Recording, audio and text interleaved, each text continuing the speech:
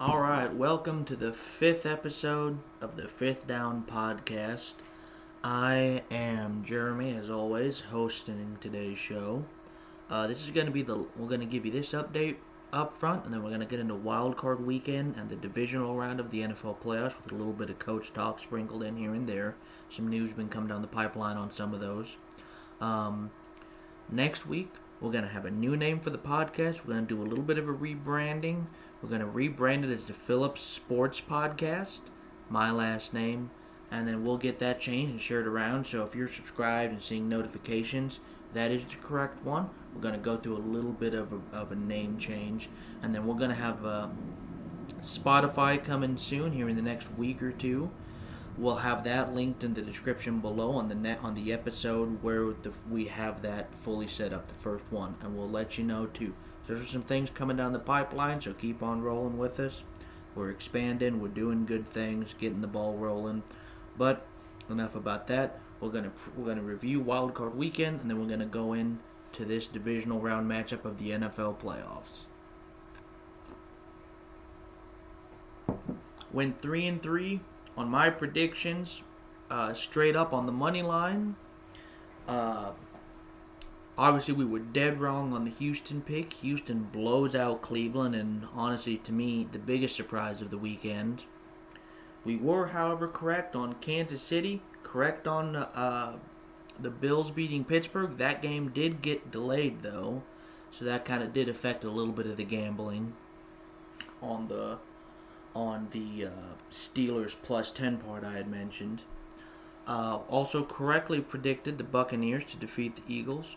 Where we were wrong, we were super close on the Lions and the Rams. That was a super close game. If you took the money line, like I said, or not the money line, my apologies, the 3 points with the Rams, it would have hit though. And then the Cowboys fall absolutely flatter than the table I'm sitting in front of. Like almost it feels like every Mike McCarthy team does in the playoffs. We'll hit it right here since this will be the last we talk of the Cowboys probably for a little bit. Outside of unless some surprising news, they have elected and they have officially announced they're going to stick with Mike McCarthy after that debacle in Dallas. Not what I would have done. We'll get into that here a little bit later towards the end of the show to wrap things up. We just want to touch on that. Mike McCarthy's job is safe going into next season. So, we're going to look ahead now to the divisional round. I'm going to give you my thoughts and opinions on every game. We're going to go over the gambling with each game as we go through, do each game in its whole compass here. The Texans at the Baltimore Ravens. The Ravens are favored by 9.5, coming off of their first round bye by being the number 1 seed. Texans coming off of a huge game against a very good team in Cleveland. As far as this game goes, this is a really hard game to get a beat on because there's so many intertwining stories here. You have the Baltimore Ravens. Yes, they've been dominant. Yes, they've had all this great momentum going forward. They've been blowing teams out left, right, and center. They've been doing really well. I've seen Mark Andrews is starting to practice, I believe. I don't know if he'll be a go for this game or not. That's their big tight end threat back. The negative part for the Ravens, though, as you think back to, I believe it was 2019, Lamar Jackson had an MVP year, got the first round bye. Tennessee comes in and just rolls them. Lamar Jackson has not had very good playoff success. Part of that, I believe, is due to his style of play. I think in the playoffs, it gets hard for him to kind of be more of a running quarterback in the playoffs. As we'll go into this kind of going into the Super Bowl, depending on who the matchups are, but a running quarterback in the last 20, 25 years has not won the Super Bowl, I should say. You look on the Texans side of things, they are just absolutely rolling. DeMeco Ryans, I believe is the name of their head coach. He should get Coach of the Year, in my opinion. What he's been able to do this year, win the division, Basically, out of a typical 5-year plan to rebuild a franchise, when you hire a new coach, install a culture, get the right quarterback, get some right talent, become frisky, compete for a division, do something in the playoffs, in those first couple of years. He's kind of sped run all of that and just done it in the first year. He's in the divisional round. Uh, as we get into the gambling side of this real quick, then I'll touch on who I do think to win. I don't think you can lay 9.5 and take the Ravens to cover that. I think you need to pick the Texans if you just want to pick spreads.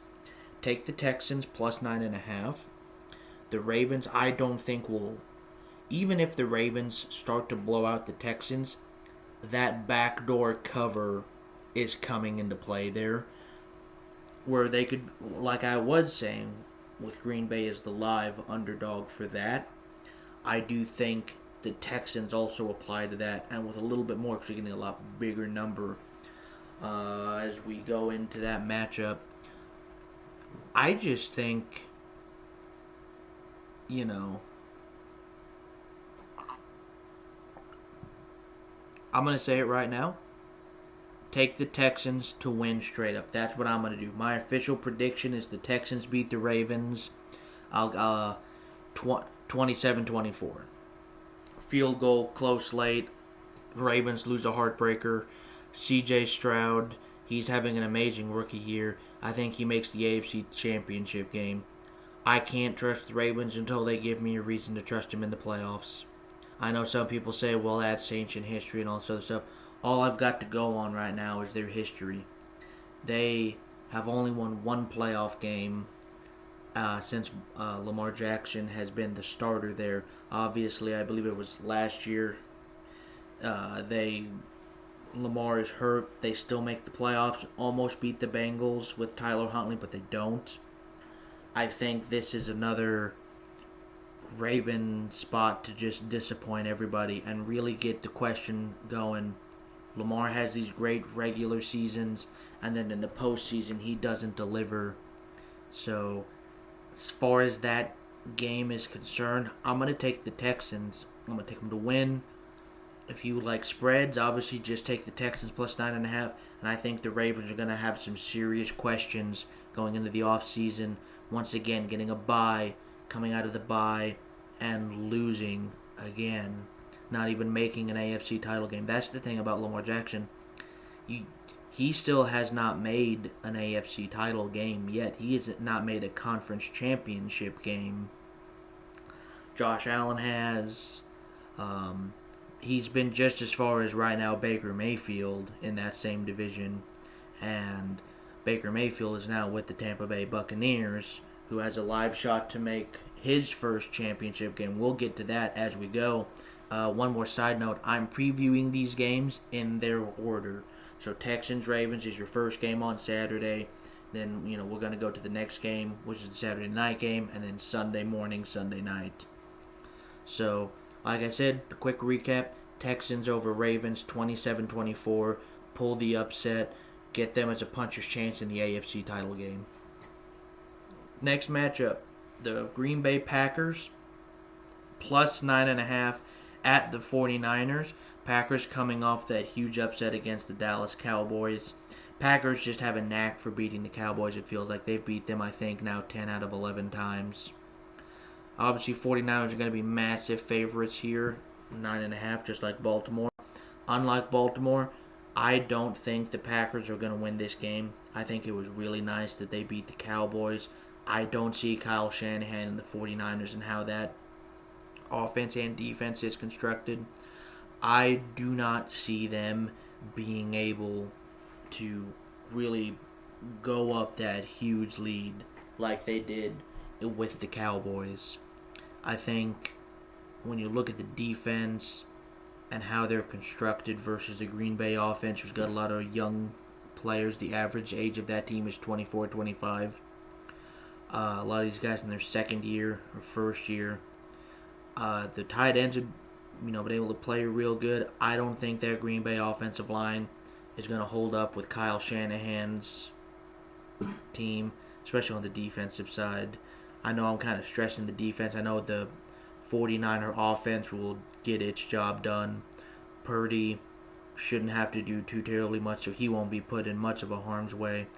I just think that the Packers, they don't beat the Niners also.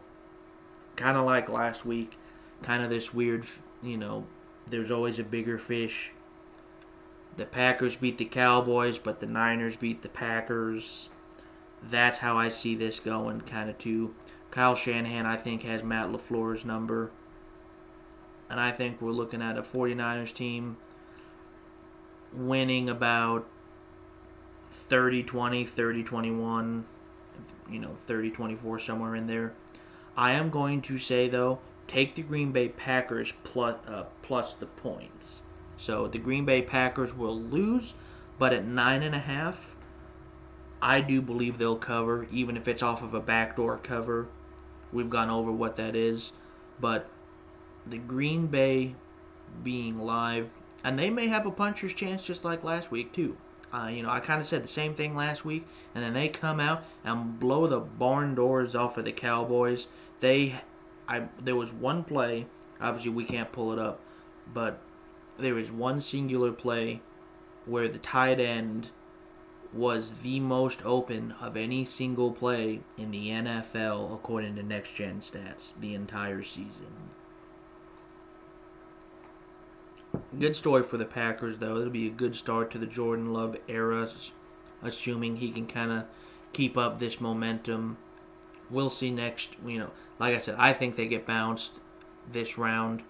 We'll see how he does next year. I think next year is the big prove-it year for Love, unless he goes on a, miracle run and win the Super Bowl this year. But I want to see how teams adjust to him next year with more tape, a whole offseason to kind of look at his tendencies, look at the receivers, look at a lot of what they do. The 49ers are going to hopefully roll to their second straight NFC Championship game, and hoping Brock Purdy can, stay healthy for that, have a healthy quarterback for really it feels like the first time in 5 or 6 years. But not a whole lot to talk about on the 49ers side that hasn't already been talked about. Christian McCaffrey, Deebo Samuel, Brandon Ayuk, George Kittle, the offensive line, it's all very good positions, and they're the favorites to come out of the NFC now after how everything has fallen, in my opinion. I do think with the momentum they're going to have off of this game, they're going to be in a commanding position come the NFC title game. But my official prediction, 49ers win, Packers cover 30-24. They probably get close, trying to get... Once again, I think the Packers might be able to keep it close, but I do think the 49ers win semi-comfortably. Moving on to the next one. The Tampa Bay Buccaneers at the Detroit Lions. Detroit put up a good fight with the Rams. They barely win 24-23. The Buccaneers are coming out of really just blowing. They blew out the Philadelphia Eagles, which I didn't expect a full-fledged blowout. I expected them to win. The manner they won was very surprising. The Lions are 6.5-point favorites. I watched that entire Lions and Rams game. I know you get 3 points for being at home, so they expect the Lions on a neutral site to be 3.5 points better than the Bucks. I don't see it. I disagree with it. I think the Rams should have won that game. I think they kind of gave it away. The Lions cornerback had kind of a cheap shot on Tyler Higbee that tore his ACL. He just led with his helmet, blew his knee straight out on a play. Obviously, that hurts in the game. As far as the side I'm going to sit on, I am going to roll it with the Bucks again. I'm going to roll it with Mayfield. I think that Lions defense can be had. I know Johnson, the Lions cornerback, might be able to take Mike Evans out of the game or Chris Godwin, but I think that second or third receiver and Cade Otton, the Tampa Bay tight end, I think he's going to do some heavy damage in the middle of the field against this Lions secondary. I want to keep in mind the Lions only got, I believe, 3 points in the second half. They got 20 points in the first half. Then the Rams pretty much held them to 3 points in the second half. The Rams really just had to keep settling for field goals, and that's kind of what eventually doomed them. But I believe the Bucs and the Lions, even if you don't think the Bucs can win, you have to take the 6.5 because that's such a once again a lot of big numbers in divisional weekend, but you'll have that on some of these lower seeded teams. I know Tampa Bay was the 4 seed, but if you actually looked at the records, playoff wise, overall records, I should say, Tampa Bay I think would have slipped into 5 or 6 seed territory, maybe even 7. I'd have to double check the record against with the Packers. But yeah, I'm taking the Bucs straight up at 6.5 to outright beat the Lions. I just think the wide receiving core will be able to give them fits. I think Todd Bowles' defense, he'll be able to heat up Goff. Goff doesn't do well under pressure. I know the Lions' defense with Hutchinson and Johnson, they will be able to get pressure on Mayfield. There probably won't be much of a run game coming into this game. The Bucs just don't run the ball too terribly well. I wouldn't look at much of the rushing and receiving numbers by White last week against the Eagles. That team was 1-2-3 Cancun. They couldn't tackle at all. I watched one play where the running back White was stopped for like a 5-yard loss with a Eagle tackling him. He breaks that tackle. A second Eagle tries to come in, just blows by him and blows by another like 2 Eagles, and then gets the first down. That's not going to happen with the Lions and Dan Campbell. So I think the yardage will be a lot less than what it was. I don't think they're that explosive of a team as what showed with the Eagles, but I do believe the Bucs should be able to beat the Lions. It was a cool story, and I do wonder if there's maybe a little bit of falling flat. The Lions get the monkey off their back. They get their first playoff win in 31 years. For context, the Lions had not won a playoff game since before text messaging was a thing. You could not send a text message the last time the Lions won a playoff game. So like I said, that is kudos to Dan Campbell. I think they're doing a great job. I just think that the Bucs are going to come in there, chip on their shoulder, riding high off of the Philadelphia momentum, come in there and upset the Lions, send the Lions home. And so obviously my NFC pick for the NFC title game now would be the Tampa Bay Buccaneers going to the San Francisco 49ers.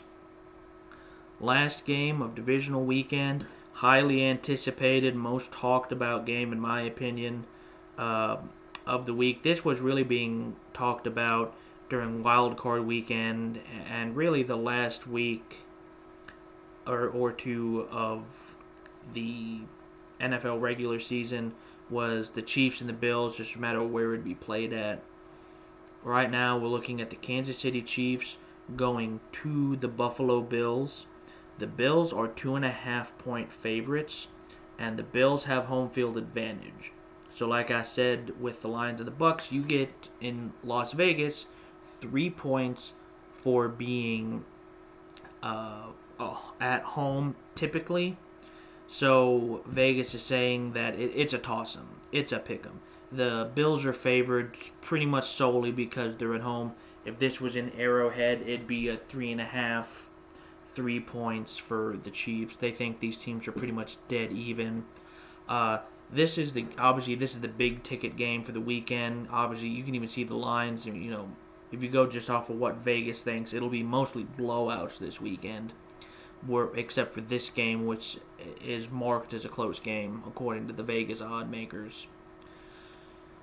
Personally, the way I'm going to lean on this game is you will very rarely get to bet Patrick Mahomes as an underdog. I'm going to take him. I'm going to take the Chiefs straight up, 2.5, whatever. Chiefs outright win. I think the Bills They fell flat in the second half for the most part against the Steelers. They had a blocked field goal. They let Pittsburgh back into that when Pittsburgh was really halfway in the grave. They kind of let them back. Now they did, to their credit, finally rally back up and close the door. But I don't think that was as inspiring of a win as a lot of people do. I I just to almost let Mason Rudolph tie that game up late. Almost. He didn't. They never tied it back up after 0-0. But there was one point, it was a 7-point game, and if Pittsburgh got a stop, it kind of felt like that momentum was about to shift to the Steelers to tie it. But I will give credit for the Bills for winning. The Chiefs obviously beat Miami. That's kind of was a ho-hum deal. We all knew the Dolphins were not going to really do anything in that kind of cold weather. Chiefs came out, won, did what they needed to do. Wasn't super flashy, but I think they kind of were in that game like they just had to not do something silly and they were going to win that game. As far as this game goes, like I said, I'm taking the Chiefs plus 2.5 also. Where this game is going to come down to is injuries. And I know everybody's pointing back to the last matchup. If I'm not mistaken, I know the Chiefs did not have Isaiah Pacheco. The Chiefs also, I do not believe, had Nick Bolton. I believe he was still out with an injury he sustained in the first Miami game. I think this game is going to actually come down to Nick Bolton stopping James Cook and potentially Josh Allen on the rush, as well as on the other side. Can Isaiah Pacheco and Travis Kelce, apologize. Can Isaiah Pacheco and Travis Kelce take advantage of the Bills' weak linebacking core? They've suffered more injuries. I was kind of keeping an eye on the injury report coming into this show. I think the middle of the field is going to be worked over very hard. I think those backup linebackers, because of the injuries, are just going to get abused by the Kansas City Chiefs. Rashee Rice had a good game. I don't think he'll have as good of a game against Buffalo unless they shift him around. I don't know if Jair Alexander, the Bills corner they traded for from Green Bay, I'm not 100% sure if he's really a following shadowy corner or not, but I don't see Rashee Rice having as massive of a game against the Dolphins as he does potentially against the Bills. Yeah, I think this really does come down to, does Nick Bolton and some of those linebackers help keep James Cook corralled as well as Allen in the pocket? Because L'Jarius Sneed and Trent McDuffie should be able to take Shakir and Stephon Diggs almost out of it. And now you're looking at the tight ends also. Dawson Knox and Dalton Kincaid for the Bills. I just think the defense is going to be the striking thing in this matchup. The fact that the Bills have really making it work against Pittsburgh was nice, but that's Mason Rudolph, and when he got into the rhythm, he was carving up that defense in the middle of the game. I don't think it's going to be much prettier with Kelce, Rashee Rice, and Isaiah Pacheco. I was trying to keep an eye, see if McKinnon would be back. I know he was designated on IR to potentially come back on the divisional round. I did not see if he was activated or not. I couldn't get that confirmed or denied if he would be available. Obviously, he's a huge part of the passing game, but they do have Clyde Edwards-Helaire as a change of speed running back, not half bad. I know the Bills do have Von Miller. They'll probably try to line him up on Jawan Taylor, probably on the outside, just to, if nothing else, draw the false start penalties. But I just can't. I don't see the Chiefs losing because so much has been made of Patrick Mahomes' first road playoff game. We've all got it probably burned into our brains at this point. I think that motivates them more than it hinders them. And I think the Chiefs are going to come out on fire and just command this game. I'm going to take the Chiefs. Final score, Chiefs 27, Buffalo 23. I think they get about a nice little 4-point win. Allen probably turns the ball over once or twice towards the end, having to get a couple of points that they've been missing. So, to go over the picks, I'm taking Dallas not Dallas, I apologize. I'm taking the Texans straight up over the Ravens. We're going to take the 49ers over the Packers. With the Packers covering, though, I'm going to take the Buccaneers straight up and then the Chiefs straight up. So, if you pick everything I've told you today, this is going to where we're getting to the parlay. Money line, Texans, Niners, Bucks, and Chiefs. All odds are provided by DraftKings. That's my preferred method, as I've said before. If you guys have a different one, you can check there. The line will probably be about the same, whether you're with DraftKings or Caesar or whoever, FanDuel. You pick all those. Once again, the Texans, the 49ers, the Bucks, the Chiefs. $50 bet wins you $1,846.25. For divisional round, I'm going to give you the single play. I typically deal in $50, nice round number, $50, you know. I'm going to put $50 straight up on the Tampa Bay Buccaneers. That's going to win you an even $160. So that keeps in line with the parlay too, so we're not really betting against ourselves.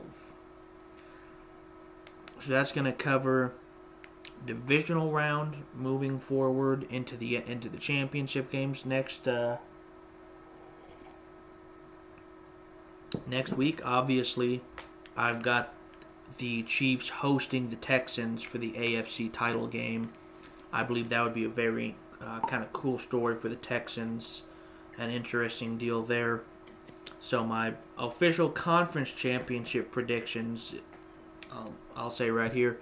Obviously, the Niners host the Bucks, the Chiefs host the Texans, and then we'll see where the injuries sit after that week, and if I am in fact correct. Like I said, last week I went 3-3 on the money line. I believe I went 4-2 on the, if you factor in the covering as well, because I did say the Packers would cover. Obviously, I also said the Steelers would cover, but the Bills would win. That half right, they won by 14. So we are going to shift right now to a little bit of coach talk to wrap up this episode. In my opinion, the NFC East, Dallas sticking with Mike McCarthy. We touched on that earlier. I think that's the wrong decision. I don't see why you would stay with him. His coaching record is 42-25. He's had 3 straight 12-win seasons. When you look at the regular season, it's cool and all, but they only have one playoff win, and that was against the Tampa Bay Buccaneers in Brady's last game. He basically looked like he couldn't move in the pocket at that point.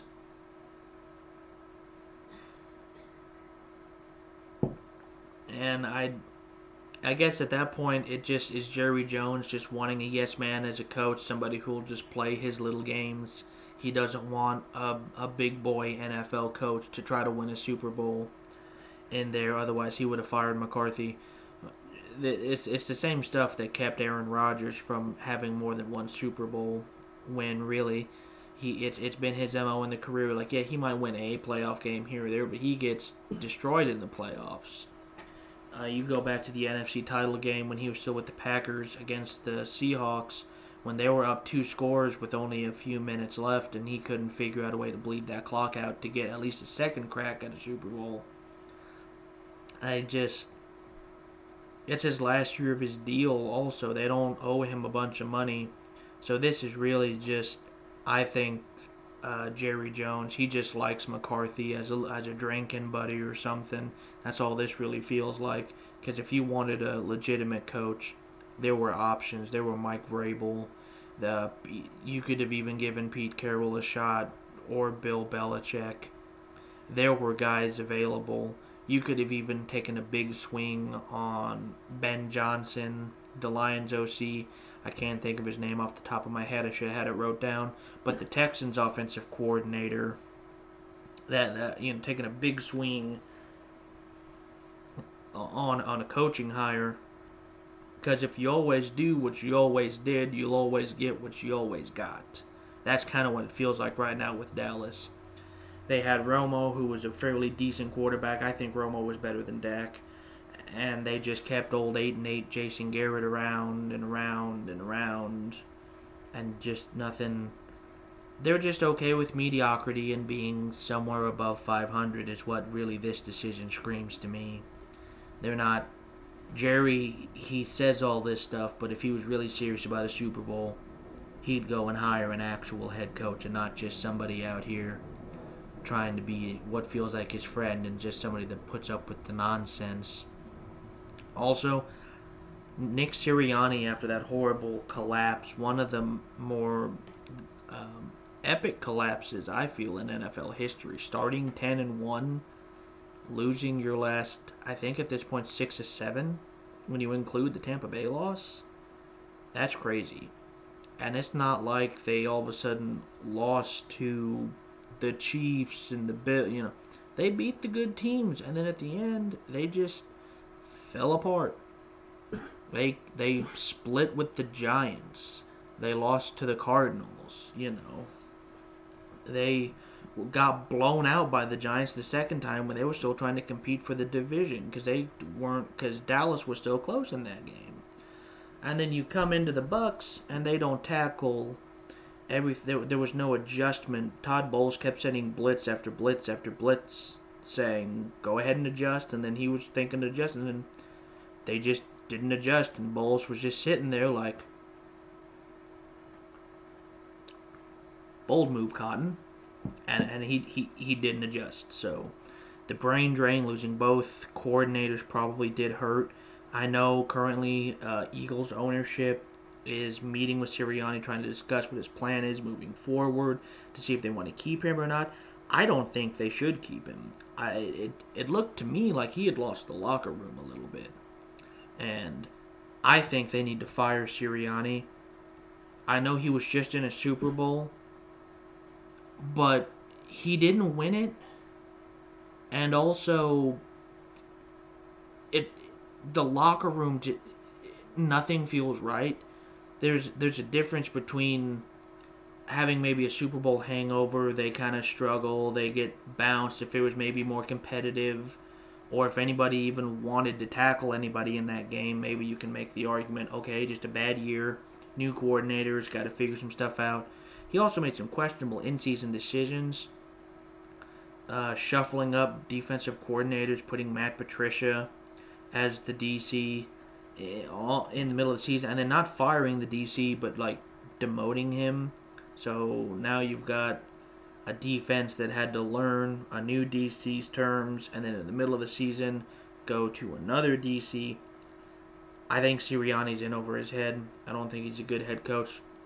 They didn't really take off until they did relinquish play calling duties to their old offensive coordinator, and then obviously he leaves, and then nothing is really feeling right. They were saying it even when they were 10-1, that it just didn't feel right.